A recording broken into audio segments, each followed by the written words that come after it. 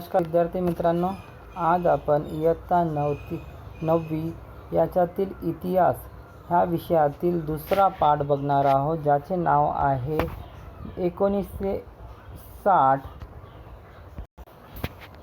ज्याचे नाव आहे भारत 1960 नंतरचा कालखंड घडामोडी. म्हणजे भारतामध्ये जो 1960 नंतरचा जो काळ होता त्यामध्ये कुठल्या कुठल्या घडामोडी घडल्या, कशा पद्धतीनं भारत प्रगतीपथाच्या मार्गावर अग्रसर झाला आणि दुसरी गोष्ट कोणत्या कोणत्या समस्या त्या काळामध्ये भारताने त्याला तोंड दिले, त्याच्या सर्वाविषयी माहिती आपण आता या पाठामध्ये इथे शिकणार आहोत.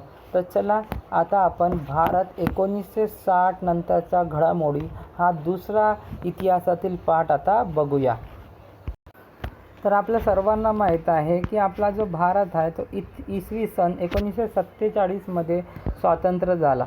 आपल्याला स्वातंत्र्य ह्या आपल्याला माहीत आहे 150 वर्ष इंग्रजांच्या राजवटीखाली होतो व 1947 आपल्याला स्वातंत्र्य मिळाले व 1950 आपण संविधानाचा स्वीकार करत भारताचे सार्वभौम लोकशाही राष्ट्र निर्माण केले. मग 1950 डॉक्टर बाबासाहेब आंबेडकरच्या अध्यक्षतेखाली जे त्यांनी संविधान लिहिले होते ते संविधानाचा स्वीकार केला व त्याला अंमलात आपण 1950 आणण्यात आले. तर 26 जानेवारी 1950 आपण आपला संविधान जो आहे तो अंमलात आणला होता भारतामध्ये.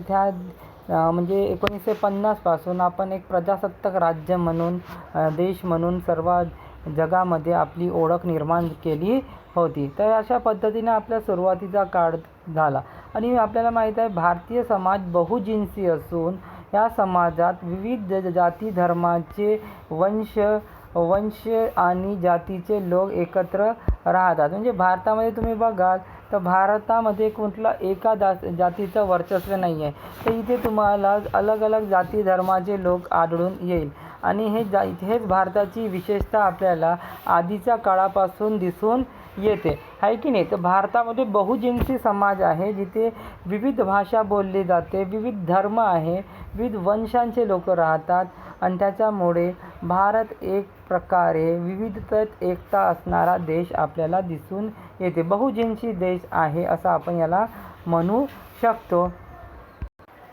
तर स्वातंत्र्य प्राप्तीनंतरच्या सुरुवातीच्या काळात भारताला आर्थिक, सामाजिक व राजकीय विकासामध्येचे प्रश्न सोडवायचे होते. म्हणजे आपण जेव्हा स्वातंत्र्य झालं होतं त्या काळात आपण पूर्णपणे आपल्या जे समस्या होत्या ते आपल्याला सोडवायच्या होत्या. समस्या कुठल्या प्रकारच्या होत्या, आपल्याला जस्ट स्वातंत्र्य मिळालं होतं आणि त्याच्यामुळे आपली जो आर्थिक परिस्थिती होती ते म्हणजे आजच्यासारखी नव्हती. म्हणजे आज आपण बघितलं तर आज आपण आर्थिक परिस्थितीच्या बाबतीत म्हणजे नीटनेटके आहोत.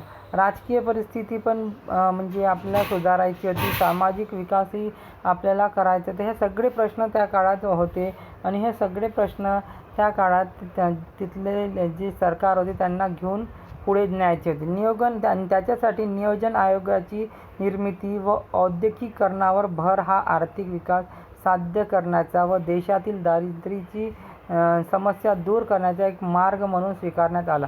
म्हणजे त्यांना असं वाटलं की जर आपल्याला देशाची समस्या सोडवायचं असेल, देशाला आर्थिक विकास साधायचा असेल व देशामधील असलेली गरिबी, आपला देश हा पहिलेपासून दारिद्र्य रेषाखालील देश असा म्हणून ओळखला जातात. जर आपल्याला हा दूर करायचा असेल तर याच्यासाठी आपल्याला नियोजन आयोगाची स्थापना करावी लागेल. नियोजन आयोग जो ठरवते की दर 5 वर्षांनी त्याची हे होते व औद्योगिकीकरणावर भर द्यायचा होता. म्हणजे इंडस्ट्रियलायझेशन करायचं होतं. भारतामध्ये मोठ्या प्रमाणात उद्योग आणायचे होते आणि हे उद्योगमुळे काय झालं असतं की लोकांना मोठ्या प्रमाणात रोजगार मिळाला असता आणि कुठेतरी भारताचा विकास झाला असता. तर असं त्यांनी ठरवलं. निवडणुकांचे यशस्वी आयोजन आणि लोकशाही परंपरेवरील विश्वासामुळे आपल्याला राजकीय स्थैर्य प्राप्त करणे शक्य झाले. म्हणजे आपल्या देशाच्या पहिलेपासून लोकशाहीवर विश्वास होता आणि आपल्या देशाची परंपरासुद्धा ती होती लोकशाही. राजघराणेशाही नव्हती तर लोकशाही, म्हणजे लोकांमधून निवडून दिलेले आणि लोकांच्या मताद्वारे जो निवडून आलेले जे नेते होते तेच राज्य चालवणार, ते राजकीय घडामोडी म्हणजे चालवणार आपल्या देशामध्ये असं होतं. आणि त्याच्यामुळे काय झालं की आपल्या देशाला राजकीय स्थैर्य म्हणजे एखादी चांगली सरकार जर लोकांद्वारे निवडून दिली तर ते कुठेतरी देशामध्ये राजकीय स्थैर्य म्हणजे एक स्टॅबिलिटी निर्माण होईल आणि ज्यामुळे आपल्या देशाचं कुठेतरी म्हणजे प्रगती होईल असं ठरवण्यात आलं. याचबरोबर दुर्बल समाज घटकांसाठी कार्यक्रमांचा व धोरणांचा समावेश असलेल्या अनेक सामाजिक सुधारणा प्रत्यक्षात आणण्याचेही प्रयत्न झाले. आणि जो दुर्बल समाज होता, जो आजही शिक्षणापासून वंचित होतं त्या काळामध्ये, त्यांना कुठेतरी योग्य प्रवाहात आणण्याची आवश्यकता होती. सामाजिक सुधारणा करण्याची गरज होती, कारण की अंधश्रद्धेवर आधारित मोठ्या प्रमाणात समाज त्या काळात होता. शिक्षणाचा अभाव होता. या सगळ्या गोष्टी आपल्याला दूर करून कुठेतरी जे दुर्बल समाज आहे त्यांची सामाजिक सुधारणा करणं गरजेचं होतं. त्यांनाही म्हणजे जो देशाच्या प्रगतीमध्ये वाटचाल करण्याचा अधिकार होता हे कुठेतरी त्यांना कळालेलं होतं. आता 1960चे दशक कसे होते ते बघ. 1960 नंतरचे दशक होते त्याच्यामध्ये आपण बघितलं की भारताला स्वातंत्र्य मिळाल्यानंतरच्या काळात प्रधानमंत्री पंडित जवाहरलाल नेहरूंनी भारताचे नेतृत्व केले. ते भारताचे परराष्ट्र धोरणाचे सुद्धा शिल्पकार होते. म्हणजे जो फायनान्स अफेअर आहे म्हणजे जो आपण बाहेर देशाशी आपले संबंध आहे परराष्ट्र धोरण ते पण त्यांनी सांभाळले. त्याचे ते शिल्पकार मानले जात होते आणि त्यांची इंग्लिश खूप छान होती. त्याच्यामुळे त्यांचे जे परराष्ट्र देशाशी संबंध होते ते अतिशय प्रभावी होते आणि त्याच्यामुळे त्यांना त्यांचे शिल्पकार मानल्या जात होते. आपल्या देशाचे पहिले पंतप्रधान म्हणून त्यांची ओळख आहे आणि अशी ओळख निर्माण करणारे ते आपल्या देशातील पहिले जे भारतीय बनले होते. ठीक आहे. तर आता आपण बघूया की भारताच्या राजकीय परिस्थितीवर परिणाम करणाऱ्या अनेक घडामोडी 1960च्या दशकात घडल्या. पोर्तुगीजच्या राजवटीखाली असलेला गोवा, दमण आणि दीव म्हणजे आपल्या देशामध्ये फक्त इंग्रजांचं राज्य नव्हतं, तर त्या काळामध्ये जो गोवा, दमण, दीव ह्या प्रदेशांची मुक्तता झाली. हे सर्व प्रदेश पोर्तुगीजच्या आधिपत्याखाली होते आणि कुठेतरी तिथं पोर्तुगीज लोकांची राजवट होती आणि ते जे आहे ते भारताने त्याची मुक्तता केली व भारतीय संघराज्य बनले आणि ते आपल्या भारताचे संघराज्य म्हणून ओळखले जाते. म्हणजे ते बनले त्यावेळेस त्यांना असं वाटलं की आपण भारतामध्ये आलं पाहिजे आणि भारतामध्ये कुठेतरी आपल्याला समान म्हणजे नागरिकत्व मिळेल, समान अधिकार मिळेल. त्याच्यामुळे ते भारताचे संघराज्य बनले. उत्तरेकडील सीमारेषेवर भारत चीन यांच्यातील तणाव 1950 पासून वाढत होता. म्हणजे भारत आणि चीनमध्ये 1950 पासून तणाव वाढत होता. तर ते एक मॅकमोहन लाईन होती जो अरुणाचल प्रदेशच्या सीमेरेषेवरून जात होती.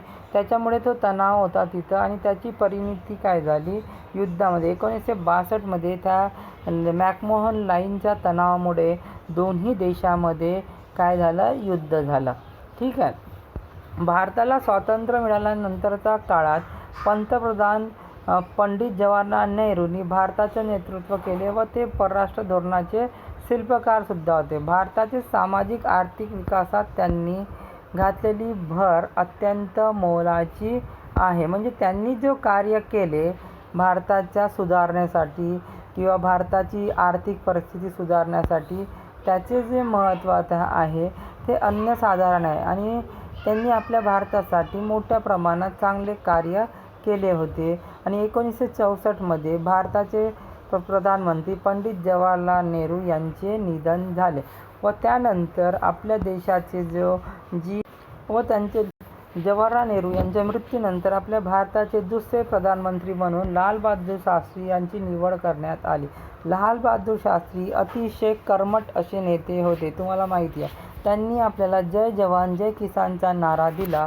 पण त्यांच्या काळामध्ये सुद्धा जे म्हणजे तणाव होते जे भारत पाकिस्तानमध्ये तणाव होते काश्मीरच्या मुद्द्यावरून जे आजही चालू आहे. आपल्याला माहीत आहे की त्यांच्या कारकिर्दीत 1965मध्ये भारत आणि पाकिस्तान यांच्यामध्ये काश्मीर प्रश्नावरून पुन्हा युद्ध झाले.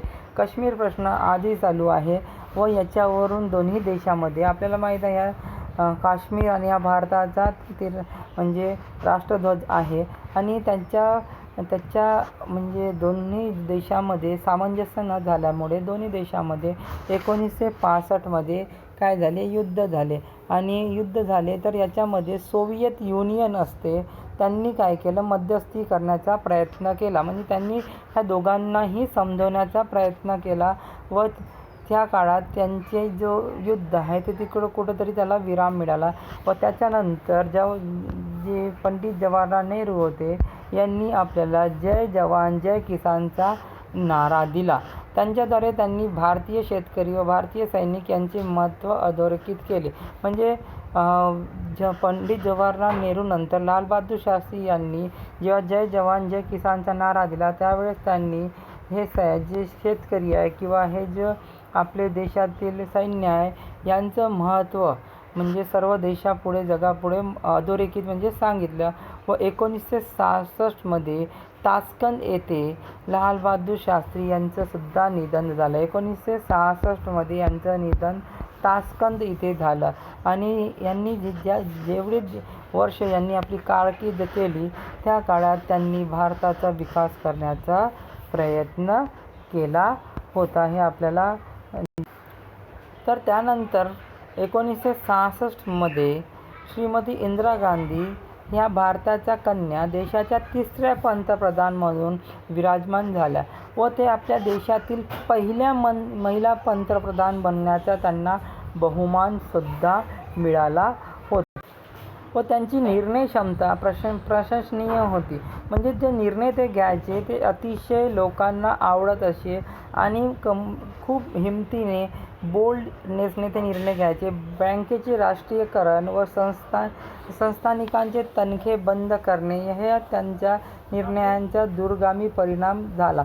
म्हणजे काही त्यांनी असे परिणाम म्हणजे निर्णय घेतले ज्याच्यामुळे भारताच्या म्हणजे देशाला विकासाच्या कडे नेण्याचा त्यांनी प्रयत्न केला. त्यांच्या कारकिर्दीत पूर्व पाकिस्तानच्या संदर्भातील दडपशाहीचे धोरण पूर्व पाकिस्तानमध्ये मोठे आंदोलन निर्माण करण्यास कारणीभूत ठरले. त्यांच्यामुळे जो पाकिस्तानमध्ये एक दडपशाहीचं धोरण निर्माण झालं होतं त्याच्यामुळे ते पूर्व पाकिस्तानमध्ये काय झालं, एक प्रकारचं आंदोलन झालं. कारण की भरपूर जो पाकिस्तानी लोक होते त्यांना पाकिस्तानमध्ये राहायचं नव्हतं, त्यांना भारताचा एक हिस्सा बनायचा होता. या आंदोलनाचे नेतृत्व शेख मुजीबुर रहमान यांच्या मुक्त वाहिनीने केले. पूर्व पाकिस्तानच्या या समस्येचा परिणाम भारतावरही झाला कारण कोट्यवधी निर्वासित तेथून भारतात आले. म्हणजे तिथले जे लोक होते जे ज्यांना पाकिस्तानमध्ये राहायचं नव्हतं ते सगळे निर्वासित पाकिस्तानमधून भारतामध्ये त्यांनी पलायन केलं, म्हणजे ते भारतामध्ये आले. ठीक आहे. याच्यानंतर आपण 1970चा काळ बघू. 1971मध्ये भारत आणि पाकिस्तान यांच्यात युद्ध झाले व त्याची परिणती स्वतंत्र बांगलादेशच्या निर्मितीत झाली. म्हणजे बांगलादेश एक देश आहे आपल्याला माहिती आहे. आणि तो देश कसा बनला, जेव्हा पाकिस्तान आणि भारतात युद्ध झाले 1971मध्ये, त्या काळामध्ये त्या युद्धाचा परिणाम म्हणून बांगलादेशची निर्मिती झाली. या कामी प्रधानमंत्री इंदिरा गांधी यांच्या कणखर नेतृत्वाचा वाटा महत्त्वाचा मानला जातो. एकदम कणखर नेतृत्व होतं, कधीच ते डगमगलं नाही त्यांचं नेतृत्व. नेहमी त्यांनी आपल्या ताकदीने आपलं नेतृत्व हे करण्याचा त्यांनी प्रयत्न केला.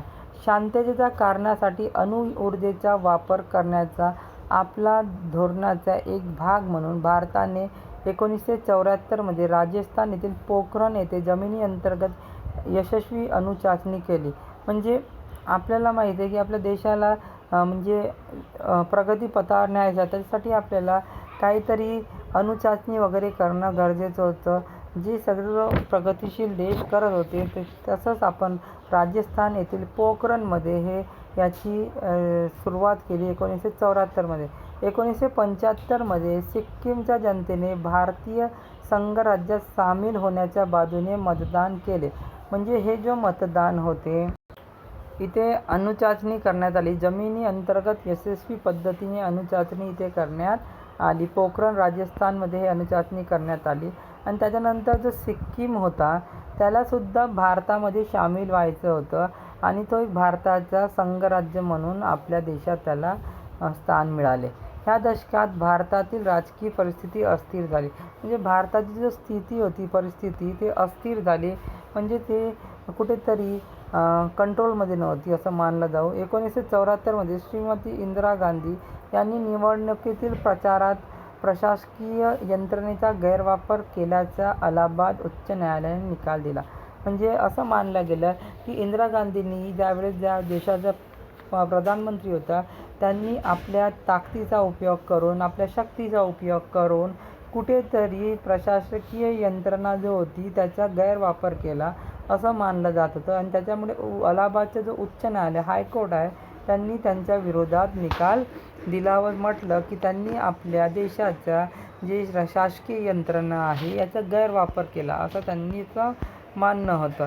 या विरोधात देशव्यापी संप निषेध झाला आणि याचा विरोध करण्याच्या संदर्भात पूर्ण देशात देशव्यापी संप व निषेध करण्यात आला, याचा विरोध करण्यात आला. याच दरम्यान जयप्रकाश नारायण यांच्या नेतृत्वाखालील आंदोलनामुळे परिस्थिती अधिकच गुंतागुंतीची झाली.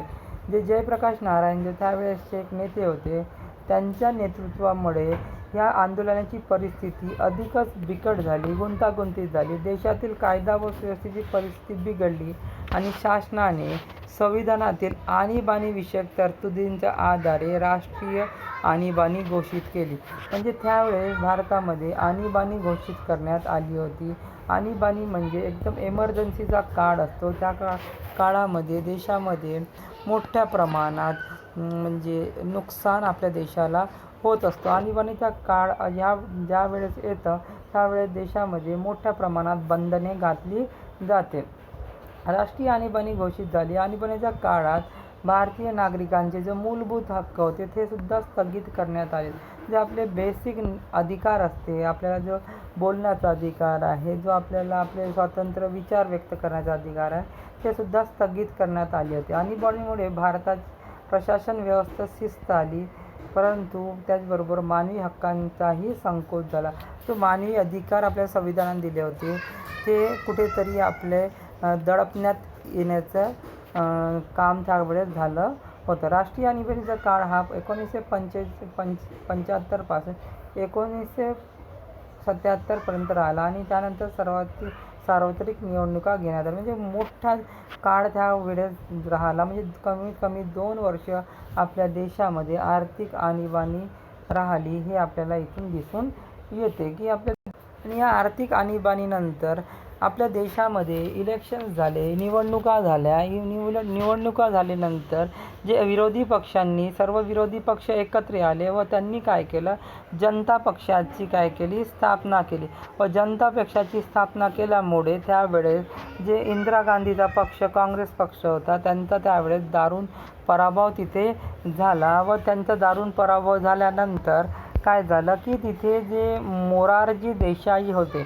मोरारजी देसाई हे भारताचे जनता दल पक्षाचे काय झाले, प्रधानमंत्री बनले. पण आपसातील त्यांच्या म्हणजे जनता पक्ष विविध पक्ष मिळून बनलेली सरकार असल्यामुळे त्यांच्यामध्ये मतभेदांचं प्रमाण जास्त असल्यामुळे ते काही फार काळ टिकू शकले नाही. आणि त्यांच्यानंतर जे त्यांची जो कमान आहे ते भारतात जे चरणसिंग होते, श्री चरणसिंग यांची भारताचे 5वे पंतप्रधान झाले आणि त्यांची सरकार हे अल्प काळ टिकली. त्यांचा कार्यकाळ अगदी लहान होता. त्यांचा कार्यकाळ हा 28 जुलै 1979 पासून तर 14 जानेवारी 1980 एवढा अल्प कालावधी होता. आणि ह्या नेतृत्वाखालील काँग्रेस पक्ष पुन्हा आणि 1980 तर त्यांचे अल्प काळ टिकले. 1980 पुन्हा निवडणुका झाल्या व श्रीमती इंदिरा गांधी यांच्या नेतृत्वाखालील काँग्रेस पक्ष पुन्हा आला. म्हणजे त्यांना चान्स मिळाला होता जनता पक्षांना, पण त्यांच्या आपसातील मतभेदामुळे ते सरकार काही जास्त काळ टिकलं नाही. आणि त्याच्यानंतर पुन्हा इलेक्शन्स झाले व 1980 इंदिरा गांधीच्या नेतृत्वाखाली पुन्हा काँग्रेस पक्ष निवडून सत्तेवर आला. तर आज आपण 1960 व 70चं दशक बघितलेलं आहे व आपण प्रयत्न केला की 1960 नंतरच्या घडामोडीमध्ये काय काय बदल झाले, कसा आपल्या देशामध्ये सुरुवातीला आर्थिक, राजकीय, सामाजिक विकासाचे प्रश्न मोठ्या प्रमाणात होते व ते प्रश्न सोडवण्याचा पंडित जवाहरलाल नेहरू, लालबहादूर शास्त्री व इंदिरा गांधीने मोठ्या म्हणजे चांगल्या पद्धतीने प्रयत्न केला. आता आपण याच्या नंतरच्या पाठामध्ये 1980 व 1990चा काळ बघणार आहोत. ठीक आहे. धन्यवाद.